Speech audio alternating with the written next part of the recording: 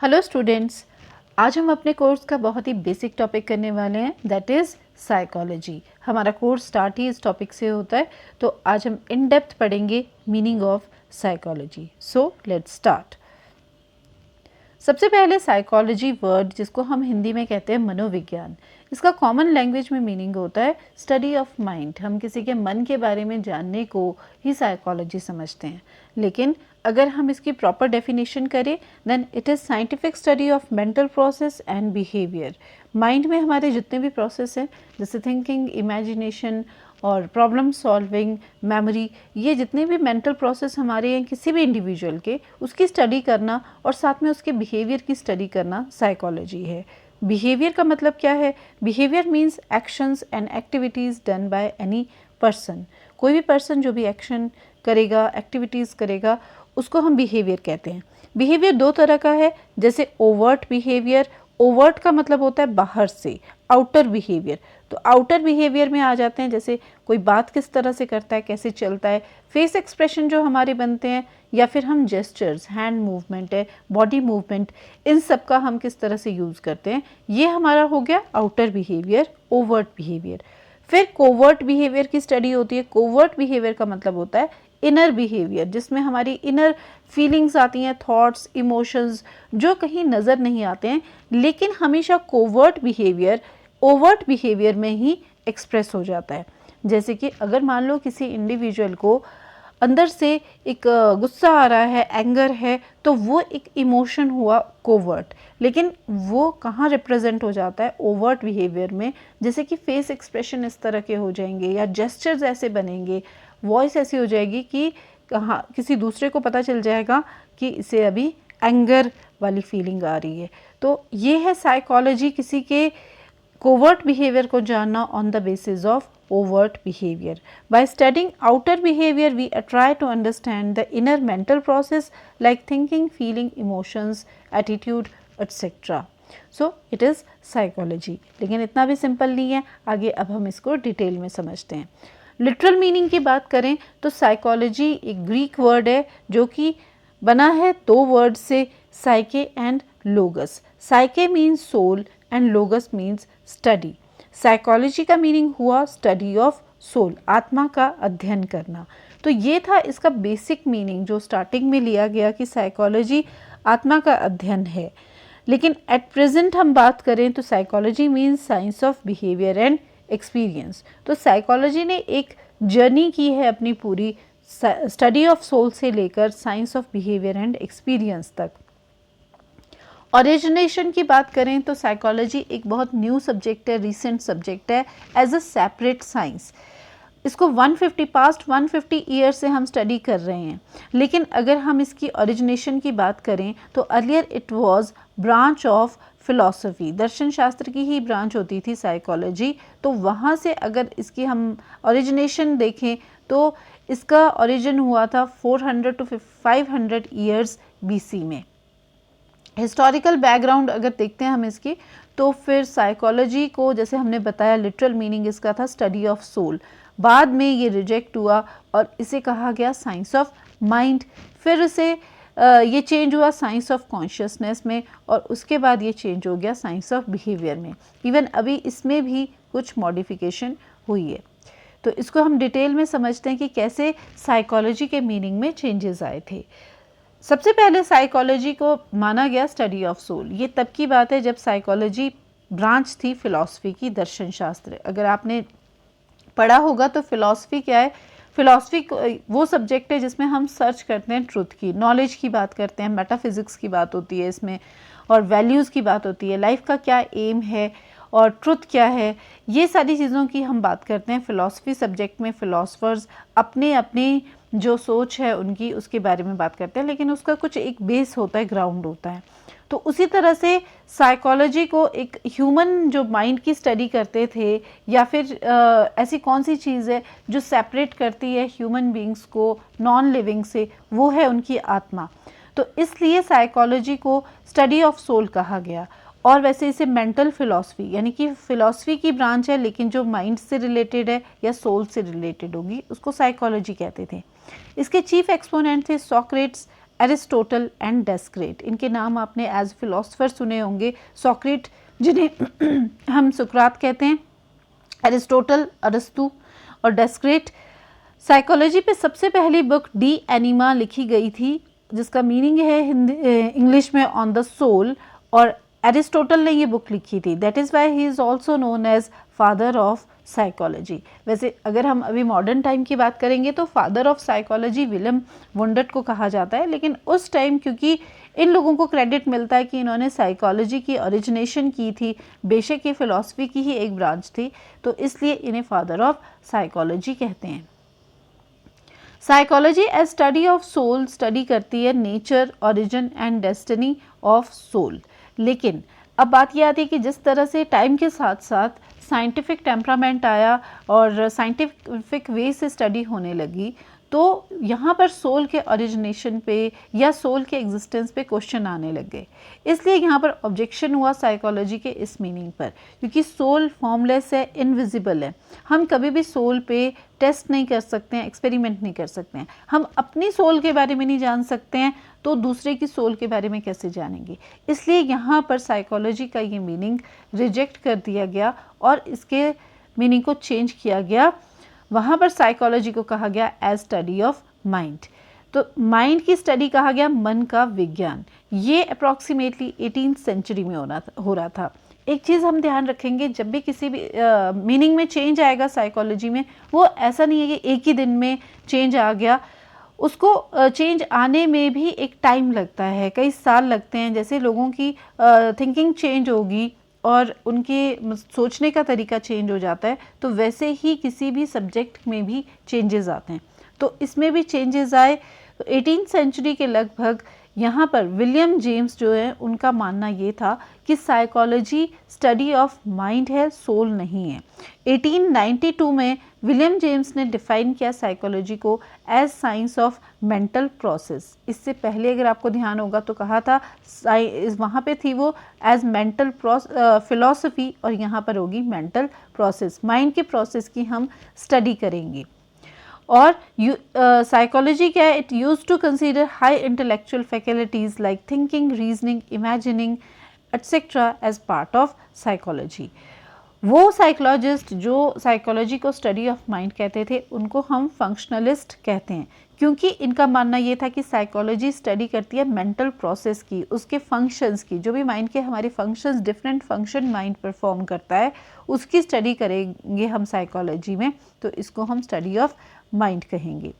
अब यहाँ पर भी टाइम के साथ साथ यहाँ पर भी ऑब्जेक्शन आने लगे कि माइंड एक एम्बिगुअस चीज़ है, कि हम मेंटल सब्सटेंस की बात करें कि मेंटल प्रोसेस की, और किसी के माइंड में क्या कौन से फंक्शंस चल रहे हैं माइंड के अंदर, वो भी हम नहीं जान सकते हैं। बाहर से हो सकता है कोई और कुछ और शो कर रहा हो, लेकिन अंदर उसके माइंड में क्या चल रहा है प्रोसेस, वी कांट से। तो इसलिए ये जो माइंड एज अ माइंड हम साइकोलॉजी का मीनिंग लेते थे, तो with due course of time it was also changed. फिर आता है साइकोलॉजी का meaning as science of consciousness, जिसे हम कहते हैं चेतना का विज्ञान। ये लगभग 19th सेंचुरी में हुआ। एग्जैक्टली 19th सेंचुरी में भी नहीं था। अगर हम बात करें तो जिस टाइम साइंस ऑफ माइंड कहा जा रहा था, विलियम जेम्स इसको मतलब उसको थे, उसी टाइम विलियम वुंडर्ट भी ये बात कर रहे थे कि ये साइंस ऑफ कॉन्शियसनेस है। पर इसको जो ज़्यादा कंसिडरेशन मिली थी वो इस दौरान ज़्यादा 19th सेंचुरी में मिली। तो चेतना का विज्ञान कहा जाता था। चीफ एक्सपोनेंट थे इसके विलियम वुंडर्ट एंड जेम्स सुली। यहाँ पर अब कॉन्शियसनेस का मीनिंग क्या होता है, चेतना का अर्थ क्या है। जब हम किसी भी चीज़ के लिए, जब हम पूरी तरह से अवेयर हैं अपने माइंड में, अपने मेंटल प्रोसेस के लिए, तो उसे हम कहते हैं कॉन्शियसनेस, चेतन अवस्था में होना। जैसे चेतन होता है, फिर अवचेतन है, अचेतन है, कॉन्शियस, सब कॉन्शियस एंड अनकॉन्शियस। तो ये यहाँ पर कॉन्शियसनेस की बात की गई। किस लिए कहा गया ये, क्योंकि जब भी हम किसी से उसके बारे में, मेंटल प्रोसेस के बारे में पूछेंगे कि वो बताए उसको अभी किस तरह की फीलिंग्स आ रही हैं, कैसी उसकी थिंकिंग बनी हुई है, तो वो उस टाइम कॉन्शियस हो जाता है अपने थॉट्स के लिए, चेतन, बिल्कुल वो सजग है, उसके लिए अवेयर हो गया है कि उसके माइंड में क्या चल रहा है। That is why it was considered as science of consciousness. James Sully ने 1884 में डिफाइन किया साइकोलॉजी को as science of inner world. William Wundt 1892 में कहते हैं कि science which study the internal experience is psychology. इस कैटेगरी के जो साइकोलॉजिस्ट थे उन्हें कहा जाता है स्ट्रक्चरलिस्ट, क्योंकि ये मानते थे कि साइकोलॉजी के हम मेंटल स्ट्रक्चर की बात करेंगे कि किस तरह से हमारे थॉट्स बनते हैं। फिर आगे बहुत इंपॉर्टेंट पॉइंट ये है कि विलियम वुंडर्ट जो है उन्हें ही कहा जाता है फादर ऑफ साइकोलॉजी, क्योंकि इन्हें क्रेडिट मिलता है कि इन्होंने साइकोलॉजी को एक सेपरेट सब्जेक्ट किया फिलॉसफी से, और फर्स्ट वर्ल्ड की जो फर्स्ट लेबॉर्ट्री थी साइकोलॉजी लेबॉर्ट्री, वो लेप्जिग में 1879 में इन्होंने स्टार्ट की थी। तो यहाँ पर आपके पॉइंट्स बनते हैं, आपने ध्यान रखना है कि एक तो फादर ऑफ साइकोलॉजी कौन है, विलियम वुंडर्ट है। फर्स्ट साइकोलॉजी की जो लेबॉर्ट्री है वो लेप्जिग में स्टार्ट हुई थी, और कब हुई थी, 1879 में, और इनको ही क्रेडिट मिलता है कि इन्होंने एज सेपरेट सब्जेक्ट साइकोलॉजी को एक वो दी थी, एक पहचान दी थी। अब इनका जो मेथड है स्टडी का साइकोलॉजी का वो था introspection method, oldest method of psychology. Introspection method जिसमें कि कोई इंडिविजुअल इंट्रोस्पेक्ट करेगा, अपने मन को देखेगा। अगर किसी इंडिविजुअल के बारे में जानना है, जैसे अगर आपके बारे में जानना होगा तो आपसे ही पूछा जाएगा कि आप खुद रिपोर्ट करो कि अभी आपके इमोशंस किस तरह के आ रहे हैं, अभी कैसी फीलिंग्स है, कैसे थॉट्स हैं, तो आप खुद ही रिपोर्ट करोगे, कोई भी इंडिविजुअल जिसकी साइकोलॉजी के बारे में जानेंगे। और वो उस टाइम कहाँ चला जाएगा, जब वो इंट्रोस्पेक्ट करेगा तो वो पर्सन किस में जाएगा, अपनी कॉन्शियस स्टेट में चला जाएगा। आपको एकदम से आप अवेयर हो गए अपनी फीलिंग्स के लिए, तो इसलिए हम इसे कहते हैं कि यहाँ पर वो कॉन्शियसली रिपोर्ट कर रहा है अपनी थॉट्स, फीलिंग्स, इमोशंस या जो भी मेंटल प्रोसेस है, तभी हमने इसको क्या कहा, साइकोलॉजी एज कॉन्शियसनेस। अब यहाँ पर इसकी बात तो की गई थी, लेकिन यहाँ फिर टाइम के साथ साथ ऑब्जेक्शंस आने लग गए इस डेफिनेशन पे। इसको ऑब्जेक्ट करने में सबसे मेन रोल रहा सिगमंड फ्रॉइड का। सिगमंड फ्रॉइड जो कि एक साइको एनालिस्ट थे। हम अगले वीडियो में ये करेंगे डिफरेंट स्कूल्स ऑफ साइकोलॉजी, जिसमें समझेंगे कि स्ट्रक्चरलिस्ट कौन थे, फंक्शनलिस्ट क्या थे, साइको एनालिस्ट, और भी डिफरेंट स्कूल्स रहे हैं साइकोलॉजी के, उनके बारे में बात करेंगे। अभी यहाँ पर सिर्फ इतना जानिए कि साइको एनालिस्ट थे सिगमंड फ्रॉइड, और उन्होंने ऑब्जेक्ट किया था इस पे कि हम साइकोलॉजी को स्टडी ऑफ कॉन्शियसनेस नहीं कह सकते। रीज़न क्या है कि ह्यूमन माइंड 3 पार्ट्स में डिवाइड होता है, कॉन्शियस, सबकॉन्शियस एंड अनकॉन्शियस, चेतन मन, अवचेतन मन और अचेतन मन। और हमारे जितने भी एक्शन एक्टिविटीज़ होती हैं जो कॉन्शियसनेस में होती है, हम अवेयर बहुत कम टाइम रहते हैं, सिर्फ 1/10 टाइम। 1/10 समझते हैं आप कितना होता है, 10%। सिर्फ 10% टाइम हमारे जो मेंटल प्रोसेस है वो कॉन्शियस माइंड से गवर्न होता है। हम बाकी टाइम जो है हमारा माइंड सब कॉन्शियस होता है या अनकॉन्शियस होता है। हमारे जितने एक्शंस हम कर रहे हैं, एक्टिविटीज़ कर रहे हैं, वो कहाँ से गवर्न हो रहे हैं, हमारे सबकॉन्शियस। जैसे कि सबकॉन्शियस माइंड में कहीं ना कहीं जेलस है, ठीक है, कहीं डर है, फियर है, हमें पता भी नहीं चल रहा है लेकिन वो अपना रोल पूरा कर रहा है। तो कहीं ग्रीड है इंसान में, तो और भी कई इस तरह के इमोशंस हैं या इंस्टिंक्ट्स हैं, या हमारा माइंड उस तरह से सबकॉन्शियस वे में चलेगा जिसके लिए हम अवेयर ही नहीं है, हमें पता ही नहीं है। तो यहाँ पर फ्रॉइड ने किया था, ऑब्जेक्ट किया था कि जब हमारा माइंड 90% सबकॉन्शियस या अनकॉन्शियस लेवल पे है, then how can we say that कि किसी की भी साइकोलॉजी को हम उसके सिर्फ 10% पार्ट से ही जज कर लेंगे या किसी कंक्लूजन पे आ जाएंगे। तो यहाँ पर ये रिजेक्ट हुआ। फिर उसके बाद 20th सेंचुरी आते आते साइकोलॉजी का मीनिंग बना science of behaviour. Science of behaviour, व्यवहार का विज्ञान। इसको जो इसके चीफ एक्सपोनेंट हैं उन्हें कहा जाता है बिहेवियरिस्ट। ये बिहेवियर का मतलब यहाँ पर क्या है, बिहेवियर मीन्स एक्शन और एक्टिविटीज़ अ मैन डज। इसमें इंक्लूड होता है इंटरनल बिहेवियर, जैसे कि स्टार्टिंग में भी मैंने बताया कि इंटरनल बिहेवियर जिसे हम कोवर्ट बिहेवियर कहते हैं, इनर फीलिंग्स जो कवर्ड है। फिर एक्सटर्नल बिहेवियर आता है, ओवर्ट बिहेवियर जो बाहर एक्सप्रेस होता है थ्रू टॉकिंग, वॉकिंग, या हम कैसे खाना खा रहे हैं, हम बोल कैसे रहे हैं, हम चलते कैसे हैं, हमारे फेस एक्सप्रेशन कैसे बनते हैं, हमारी वॉइस टोन किस तरह की है, तो वो एक्सप्रेस होते हैं हमारे ओवर्ट बिहेवियर से। Covert behaviour is reflected through overt behaviour. अगर जैसे किसी बच्चे में अगर डर है, फियर है, तो वो उसके नज़रों में दिख जाएगा, आंखों में दिखता है, उसके फेस एक्सप्रेशन में दिखता है, और उसके पूरी जो बॉडी लैंग्वेज है वो उस तरह की बन जाएगी। तो कोवर्ट बिहेवियर, अंदर की फीलिंग बाहर एक्सप्रेस होती है। तो इसलिए किसी के बिहेवियर को ऑब्जर्व करके उसके आउटर बिहेवियर को उसको हम इंट्रोस्पेक्ट करने के लिए नहीं कहेंगे, लेकिन हम खुद ही आउटर बेस से उसको ऑब्जर्व करेंगे, उसके आउटर बिहेवियर को, और उसके बेसिस पर हम कंक्लूड कर सकते हैं कि अभी उसकी इनर जो बिहेवियर है, फीलिंग्स हैं, वो कैसी होगी। By observing one's behaviour we can easily predict one's psychology. ये मेथड जिस मेथड पर ये बेस है वो है ऑब्जर्वेशन एंड एक्सपेरिमेंटेशन। इससे पहले जो हमने जब किया था psychology as science of consciousness, उस टाइम मेथड था इंट्रोस्पेक्शन, यहाँ पर है ऑब्जर्वेशन एंड एक्सपेरिमेंटेशन। यहाँ ऑब्जर्व करने वाला दूसरा कोई और इंडिविजुअल या एक्सपर्ट या साइकोलॉजिस्ट होंगे। अब साइकोलॉजी या साइंस ऑफ बिहेवियर की बात करें तो बिहेवियरिस्ट जो रहे इसमें सबसे पहले 1905 में विलियम मैकडॉल ने इससे कहा था psychology is science of behaviour. फिर 1911 में W.B. पिल्सबरी ने भी सेम यही बात कही कि psychology is science of behaviour. यहाँ पर अगर आप देख रहे होंगे किस तरह से शिफ्ट हो गया अब साइंस ऑफ कॉन्शियसनेस से बिहेवियर पे। जब इन्होंने ये बात कही थी मैकडॉल ने और पिल्सबरी ने, तो उस टाइम तक बेशक ये साइंस ऑफ बिहेवियर कह रहे थे, लेकिन वो टाइम ऐसा था कि साइंस ऑफ कॉन्शियसनेस भी माना जा रहा था, दोनों चीज़ें साथ साथ में चल रही थी। लेकिन J.B. वॉटसन, जिनको ये मेन क्रेडिट जाता है एक इसमें बिहेवियरिस्ट जो रहे, इन्होंने टोटली रिजेक्ट कर दिया था कि साइकोलॉजी ना तो साइंस ऑफ माइंड है ना ही साइंस ऑफ कॉन्शियसनेस है। उन्होंने बिल्कुल पूरी तरह से प्योरली डिफाइन किया साइकोलॉजी को एज साइंस ऑफ बिहेवियर। तो ये वो टाइम था जब टोटल शिफ्ट होने लग गया था साइकोलॉजी का कॉन्शियसनेस से बिहेवियर में।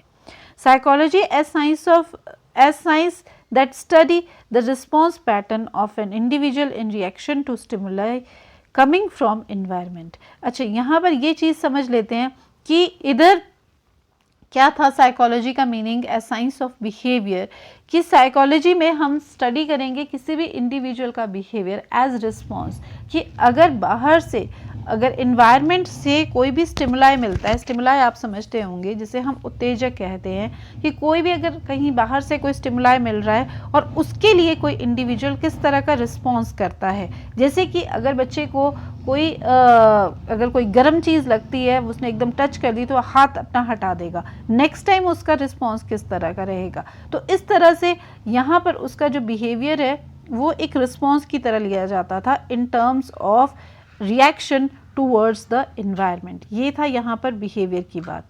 अब इसको इनकम्प्लीट माना गया या डिफेक्टिव डेफिनेशन माना गया।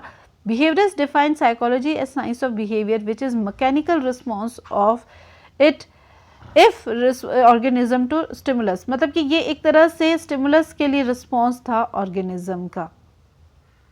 तो अब इसको कंप्लीट कैसे किया गया, psychology as science of experience and behaviour. यहाँ पर जो इम्पोर्टेंट टर्म ऐड की गई थी, यहाँ पे ये नहीं था कि इसको रिजेक्ट किया गया साइंस ऑफ बिहेवियर को, लेकिन बस इसका थोड़ा सा मॉडिफिकेशन किया गया और क्या कहा गया, psychology as science of experience and behaviour.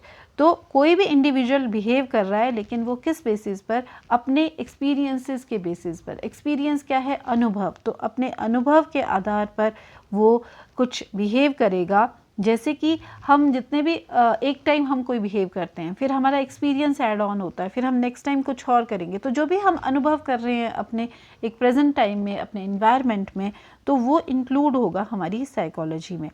Earlier psychology took it as science of experience and behavior in relation to environment. लेकिन अब क्या है, but now it is science of experience and behavior of an individual who process relevant information from environment for satisfactory adjustment. हम अपने environment से information gather करते हैं और उस पे हम मतलब एक तरह से adjust होने में हम helpful होती है वो हमारे लिए, कि हम कैसे respond करेंगे next time। अब हम इसको प्रेजेंट में जो चल रहा है साइकोलॉजी का मीनिंग, जैसे हमने कहा कि psychology is study of experience behaviour, उसको ही थोड़ा सा और डिटेल में समझते हैं। Psychology attempts to understand the complexity of human nature की कॉम्प्लेक्सिटी को समझना कि ह्यूमन नेचर है किस तरह का, वो है psychology. Main task of psychology is to describe, understand, predict, control behaviour in diverse situation. ये बहुत इंपॉर्टेंट चीज़ है कि साइकोलॉजी का मेन काम क्या होता है कि डिफरेंट सिचुएशन में हम किस तरह से, मतलब कोई भी इंडिविजुअल के बिहेवियर को ये डिस्क्राइब करती है, अंडरस्टैंड करती है, प्रिडिक्ट करती है कोई कैसा बिहेव करेगा और कैसे उस बिहेवियर को हम कंट्रोल कर सकते हैं या मॉडिफाई कर सकते हैं। That is psychology, that is work of psychology. जैसे कि कोई इंडिविजुअल कैसा बिहेव करता है वो है डिस्क्राइब करना, वो क्यों ये बिहेव कर रहा है ऐसी सिचुएशन में, वो है अंडरस्टैंड करना उसको, और प्रिडिक्ट करना कि अगर ऐसा होगा तो ये इंडिविजुअल इस तरह से बिहेव करेगा। जैसे अगर एग्ज़ाम है तो बच्चों में एंग्जाइटी होगी बिफोर एग्जामिनेशन, तो वो है प्रिडिक्ट करना। कंट्रोल बिहेवियर हम मॉडिफाई करते हैं कि कोई अगर किसी का बिहेवियर हमें ठीक नहीं लगता है तो हम उसको कैसे कंट्रोल कर सकते हैं, यानी कि इवन एक्सपेरिमेंटल सिचुएशन में भी कंट्रोल की जाती हैं वहाँ पर सिचुएशंस, तो फिर कंट्रोल करना, मॉडिफाई करना।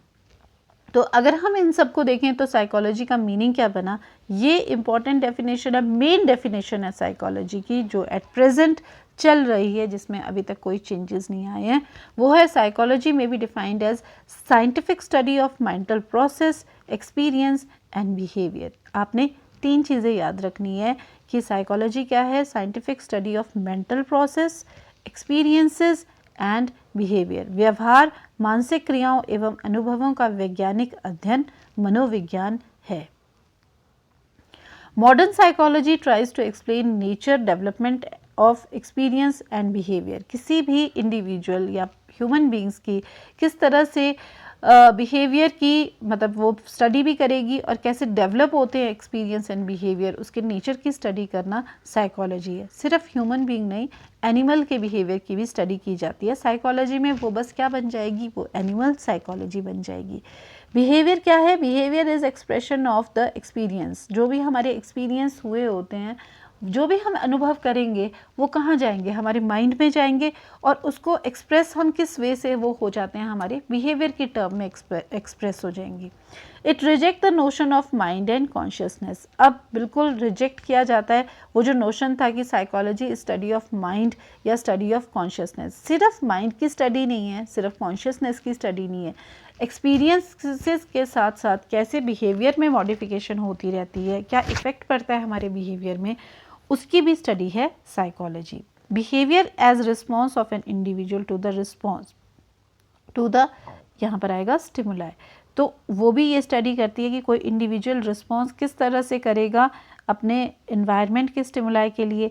It believes in subjective experience and it's outward expression और बिहेवियर। इसका मतलब ये हुआ कि सब्जेक्टिव एक्सपीरियंस क्या है कि किसी भी सिचुएशन में एक इंडिविजुअल डिफरेंट वे से उसको एक्सपीरियंस करेगा और डिफरेंटली उसमें बिहेव करेगा। दूसरा इंडिविजुअल का बिहेवियर कुछ डिफरेंट हो सकता है, तो आउटवर्डली हम कैसे बिहेव कर रहे हैं और हमारा अपना सब्जेक्टिव एक्सपीरियंस किस तरह का रहेगा, ये भी। साइकोलॉजी में कभी भी एक चीज़ नहीं मान ली जाती है कि इस सिचुएशन में कोई इंडिविजुअल ऐसा ही बिहेव करेगा या उसको करना चाहिए। सब इंडिविजुअल डिफरेंस को ये बहुत कंसीडर करती है कि हर इंडिविजुअल डिफरेंट है और उसका इन्वायरमेंट डिफरेंट रहा है, उसके जेनेटिक्स डिफरेंट रहे हैं, तो उसमें ऑब्वियसली उसके माइंड में, उसके मेंटल प्रोसेस में भी डिफरेंसेस होंगे। यहाँ पर एग्जांपल है कि अगर फियर एंड एंगर का ये कि ये एक एक्सपीरियंस है, fear and anger is an experience, trembling और स्ट्राइकिंग इज़ अ बिहेवियर। कि अगर कोई एक्सपीरियंस कर रहा है, अनुभव हो रहा है, मतलब कोई भी आदमी, किसी भी इंसान में अगर फियर की एक्सपीरियंस वो हो रहा है अभी उसको, या एंगर कर रहा है वो एक्सपीरियंस, तो उसके वो बिहेवियर में रिफ्लेक्ट हो जाएगा। जैसे कि वो क्या होगा, अगर गुस्सा है तो वो बहुत ज़्यादा, मतलब वो स्ट्रांगली आगे वो बिहेव करेगा, उसका एक्शन ऐसा होगा जैसे कोई भी चीज़ तोड़ दी है, हिट कर दी है, स्ट्राइक कर दी है, तो ये शो कर रहा है कि वो अभी फियर में है। अगर वो एंगर में है, अगर फियर है तो ट्रेमलिंग, जैसे कि कोई कांप रहा है, उसको कंपन हो रही है, ठीक है, तो ये हो गया फियर को रिप्रेजेंट कर रहा है। तो जो भी एक्सपीरियंस कोई कर रहा होगा, कोई भी अनुभव वो कर रहा है, वो बिहेवियर में एक्सप्रेस हो जाएंगे। अब आती है बात कि हम साइकोलॉजी को साइंस कहते हैं, जैसे हमने कहा कि it is science of behaviour. अब साइंस क्यों कहा गया है साइकोलॉजी को, ये भी बहुत इंपॉर्टेंट चीज़ है। Why it is considered as science? A science is systematic body of knowledge. Science एक सिस्टमैटिक बॉडी होती है नॉलेज की, relating to certain subject, deals with particular department of phenomena. एक पर्टिकुलर डिपार्टमेंट होता है साइंस। सिर्फ ये नहीं है कि इसमें हम साइंस में हम वो जो लैब में एक्सपेरिमेंट्स होते हैं या फिज़िक्स में हैं या केमिस्ट्री को ही हम साइंस कहेंगे। कोई भी सब्जेक्ट जो कि जिसका अपना एक सेपरेट डिपार्टमेंट है और जिसमें हम सिस्टमेटिकली स्टेप बाय स्टेप हम स्टडी करते हैं, नॉलेज गैदर करते हैं, उसे हम साइंस कहते हैं।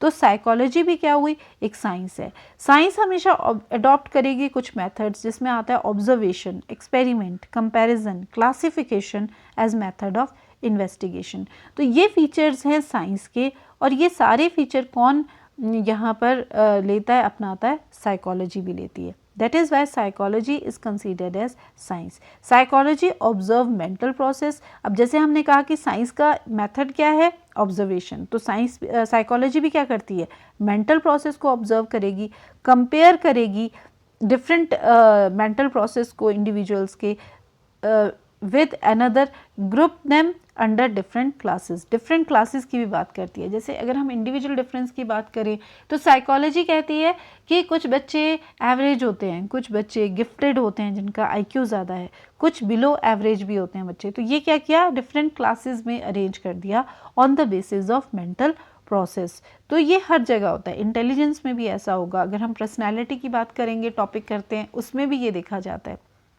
तो ये स्टडी करेंगे on the basis of observation. तो इसलिए हम साइकोलॉजी को एक साइंस की तरह कंसीडर करते हैं। यहाँ पर कुछ इंपॉर्टेंट डेफिनेशंस कर देते हैं अब, जो एक्सेप्टेबल हैं अभी के प्रेजेंट सिनेरियो में। सबसे पहले स्किनर ने कहा है psychology is science of behaviour and experience. Crow and crow की डेफिनेशन है psychology is study of human behaviour and human relationship. Human behaviour की भी स्टडी होगी और ह्यूमन बींग्स कैसे रिलेटेड है एक दूसरे से, अपने इन्वायरमेंट से, अपने एक्सपीरियंसेस से, वो स्टडी करना ही साइकोलॉजी है। वुडवर्थ ने कहा है psychology deals with the activities of individual in relation to his environment. अपने इन्वायरमेंट से रिलेटेड इंडिविजुअल जो भी एक्टिविटी करेगा, यहाँ पर इन्वायरमेंट आपने समझना है, सिर्फ ये वाला इन्वायरमेंट नहीं है, पेड़ पौधे वो नहीं है, नेचुरल इन्वायरमेंट नहीं है, इसमें सोशल इन्वायरमेंट भी आ जाता है, फिजियोलॉजिकल इन्वायरमेंट मतलब साइकोलॉजिकल इन्वायरमेंट, ये हर तरह का इन्वायरमेंट आ जाता है। मन ने कहा है कि psychology today is concern with the scientific investigation of behaviour. किसी भी इंडिविजुअल के बिहेवियर की इन्वेस्टिगेशन करना है, ऑब्जर्व करना है, उसको देखना है, लेकिन साइंटिफिक मैनर में, तो इसे हम कहेंगे साइकोलॉजी। तो आज हमने समझा साइकोलॉजी के बारे में कि साइकोलॉजी क्या है। At present psychology means study या फिर scientific study of behaviour, experience and mental process. और पहले ये लिटरल मीनिंग साइकोलॉजी का था स्टडी ऑफ सोल। साइकोलॉजी ने अपनी जर्नी पूरी की है, स्टडी ऑफ सोल से ये चेंज हो गई थी स्टडी ऑफ माइंड में, फिर स्टडी ऑफ कॉन्शियसनेस में, और एट प्रेजेंट साइकोलॉजी को कहा जाता है study of behaviour and experiences. इसके मेथड्स हैं कुछ, जिसमें कि एक्सपेरिमेंटेशन आता है, ऑब्जर्वेशन आता है, इन्वेस्टिगेशन आता है। साइकोलॉजी एक साइंस है, इसकी क्योंकि साइंटिफिक वे में ये स्टडी करती है। सिर्फ हम अपनी जजमेंट नहीं दे देंगे कि ये इंडिविजुअल की मुझे साइकोलॉजी इस तरह की लग रही है, वो कुछ एविडेंसेस पर बेस्ड होगा, एक्सपेरिमेंट पे बेस्ड होगा, then only it is considered as psychology of that person. तो आई होप आपको ये समझ आया होगा, इंटरेस्टिंग लगा होगा। नेक्स्ट वीडियो में हम साइकोलॉजी से ही रिलेटेड टॉपिक लेंगे, जैसे कि इसमें हमारा टॉपिक नेक्स्ट रहेगा वेरियस स्कूल्स ऑफ साइकोलॉजी। तो आई होप आपने एंजॉय किया होगा ये सेशन और कुछ गेन किया होगा। अगर आपको यूज़फुल लगा देन सब्सक्राइब द चैनल, आपके लिए फ्री है सब्सक्राइब करना, and it means a lot to me. Thank you very much for watching this.